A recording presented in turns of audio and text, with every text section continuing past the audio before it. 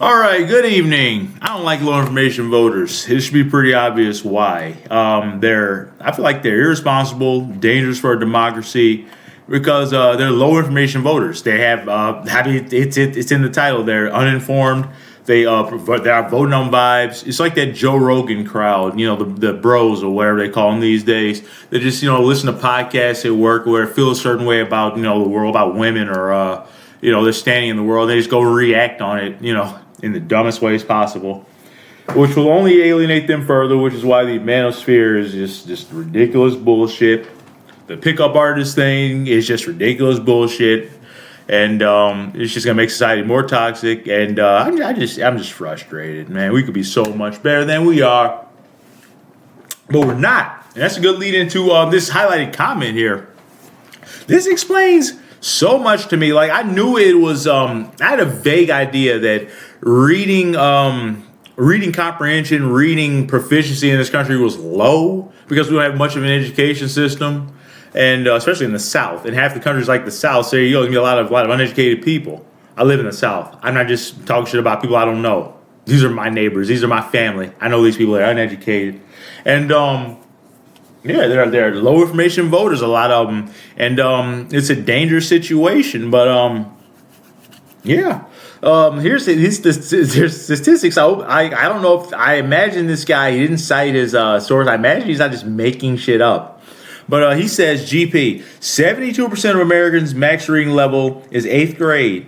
72%. A vast majority of the country only reads at an 8th grade level? That's crazy to me. 54% in the 6th grade and 10% 3rd grade, which is Donald Trump. Well, he speaks at 3rd grade. I don't know if he can read at all. He seems to have a very hard time reading basic stuff. Okay, and only 12% of Americans score at the two highest levels of literacy, which describes those with higher order information. That's obviously me. Like, I'm not gonna be humble about that. I'm like, I may be, I think I'm somewhere in the middle, not in the middle, near the top in terms of reading, comprehension and proficiency and information processing, which I only need to hear something like one time to get it. Like, I only need to see Donald Trump, a few days to understand that's not a competent man that should be leading anything, a gas station, let alone the most powerful, richest country ever exists. Like, you gotta be smarter. You gotta perceive the world in a real way. Like, take in information and just process it. Don't just react to stimuli. Which is what I see people doing. That's why I call reactionaries on the right. You don't think. You just do what feels right, and that's a dangerous way to live. But Trump might be already losing low information voters. What is that picture? Who's that? I thought that was Trump. I was like, it looks like he's in black, like blacked his face out. I think it's the black dude. That's not Trump. Okay, it's a weird picture. You can't even see his eyes. It's creepy as fuck. It's like a red balloon. What a creepy looking picture. One of the most fascinating political trends of 2024 was the inversion of ancient truism. In the old days, marginal voters are typically younger, poorer people who disengage with politics or political news and disinclined to vote without direct encouragement, lean left. I'm sorry, I smoked right before this. My fucking reading ability is scrambled right now. This made voter mobilization a greater priority for Democrats rather than Republicans, whose older, high-income, and better-educated supporters were more likely to vote. But that all flipped last year. Donald Trump held a greater appeal to non-college educated voters and to those who didn't access or didn't trust mainstream media information. I laugh because it just takes me back to something I heard the other day that most Trump voters get their news from social media. Like, it's just so dangerous and irresponsible. Like, you have to get your news from news, like print news, TV, YouTube, something like social media. Like, anybody can post anything on social media. Like, I just wish people were just more, more equipped for this moment because people are so gullible. It's crazy. Like, it's got to be a golden age for scammers and just people who can take advantage of people because when desperate people are desperate, they'll do dumb shit, and a lot of Americans gotta be desperate right now. It's gonna get worse. So I just hate it. I fucking hate it because it didn't have to be this way. We could have done so much better than this. Yeah. All right. Okay. Where were we? They don't trust major information. Thus, he was able to outperform expectations in the high turnout environment of an intensely competitive presidential election. Democrats have consoled themselves that their new status as the party of high information voters could help them in lower turnout environment of non-presidential elections, special and off-year elections in 2025 and 2026 midterms, when marginal voters will be turned out in an unusual degree. But according to public opinion analyst G. Elliott Morris, something else is going on right now. Trump's popularity among marginal voters is dropping like a rock. That's good. Very good. New polling, because without low information on marginal voters, what does he have? Obviously, no intelligent people support him. New polling shows that the very voters who powered Trump's return to office are now abandoning him. And if that trend holds, it could upend assumptions about how much campaigning messaging and elite discourse really matter.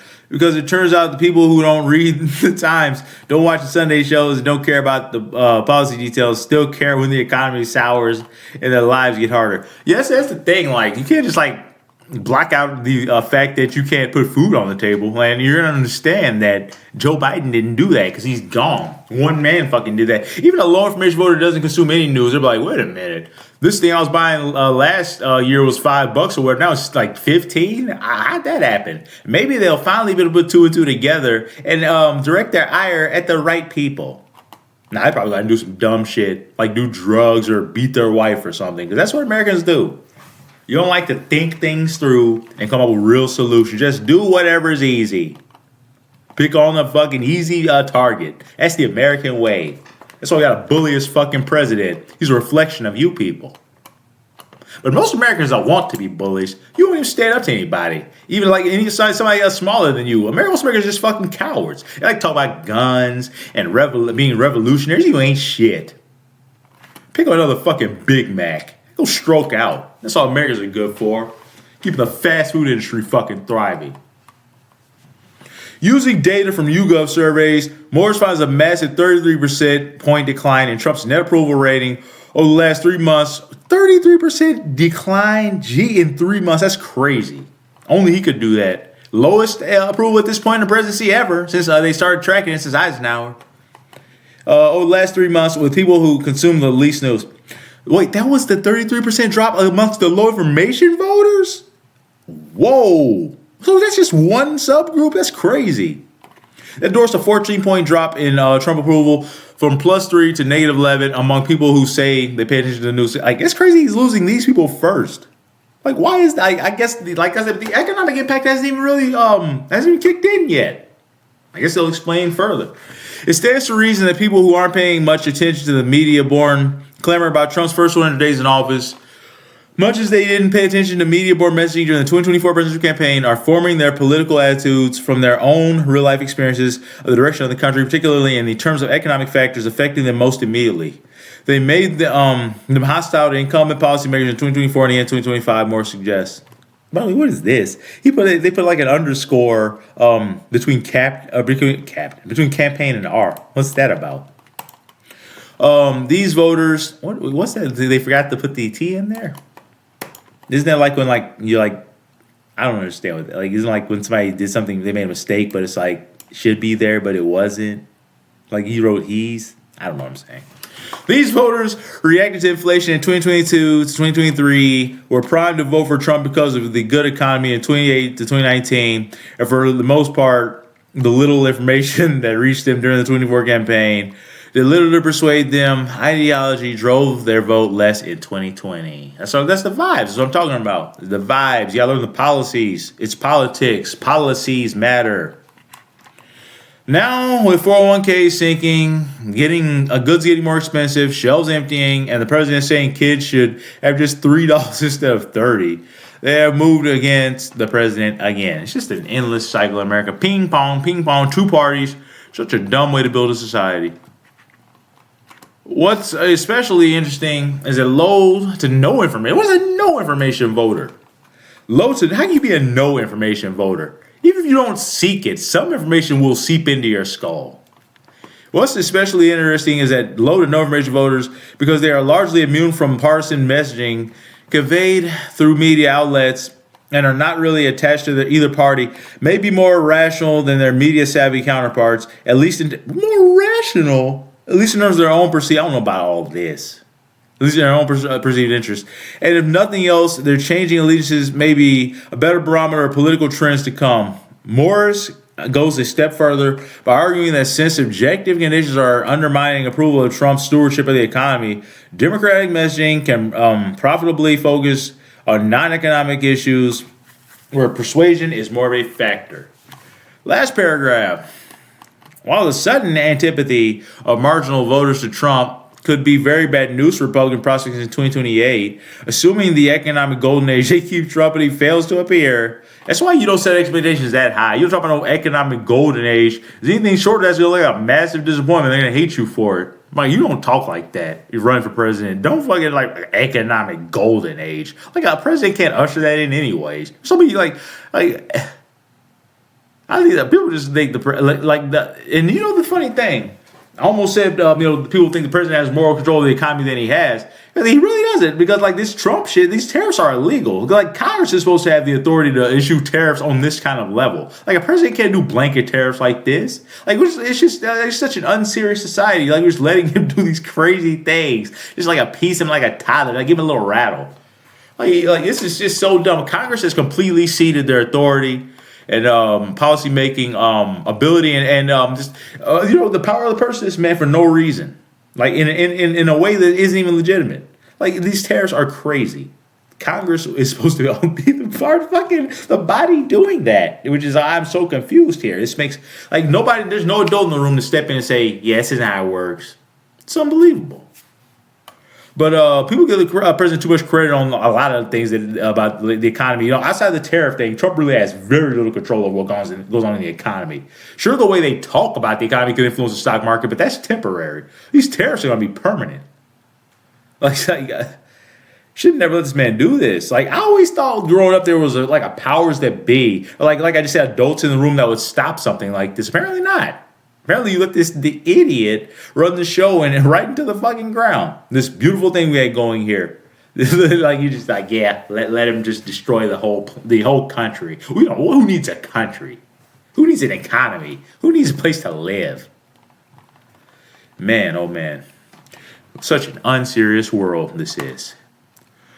Following Trump ratings among people least likely to show up for non-presidential elections may be the proverbial tree falling in the forest that no one hears. This writer had trouble with this article. Underscores, typos. Like, check your work.